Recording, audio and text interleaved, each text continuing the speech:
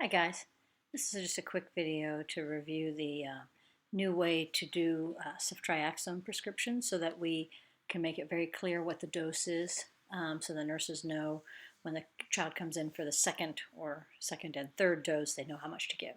So I've pulled up Mr. Spock. You can see here we have a bilateral otitis media. Hang on, I'm going to make that bigger, and then we're going to put in ceftriaxone delivery. Okay, so that's in there. Now I go to my meds and we'll pick ceftriaxone, put our diagnosis in. And okay, so here's what I've done. This has changed a fair amount. So Mr. Spock is 22 pounds, 10 kilos, and I'm giving 50 milligrams per kilo. So I want to give Mr. Spock 500 milligrams of ceftriaxone.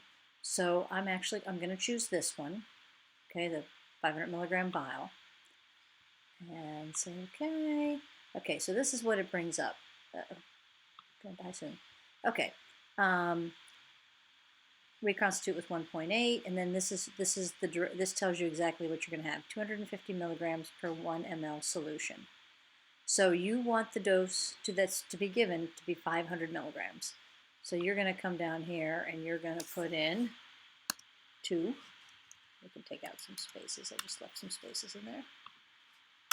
2 mLs, and then you're going to also fill in your dose of 500 milligrams.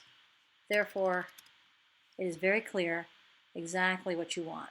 Then you come down here and you say 2 milliliters, and then you make this a med-administered.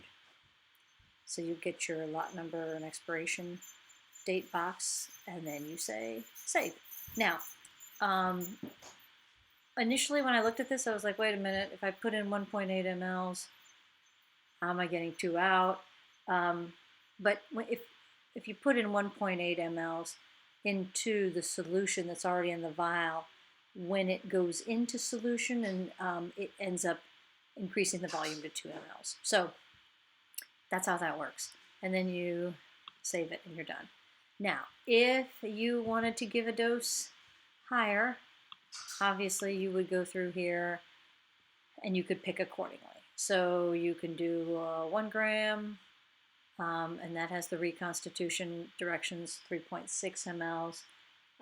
So then you would, depending on how much you want to give, let's say you want to give the full 1 gram or 1,000 milligrams, you'd order 4 mLs of this.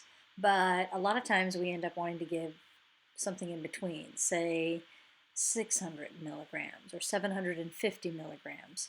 So if that's the case, you would still order this one, but then you would do the math accordingly based on the 250 milligram per ml solution to decide exactly how many mLs the nurse needs to give. So now we have the 3 strengths, and they all have reconstitution directions to get it to 250 milligrams per ml. There are directions on the ceftriaxone package insert to produce a concentration of 350 milligrams per ml as well. I just think that's going to be confusing so for now, I think it's easier just to leave it like this so that we are very clear exactly, no matter what we add, we know we're always making the same strength solution of 250 milligrams per ml. All right, hope that helps and hope that decreases confusion. Oops. Thanks, guys. Bye-bye.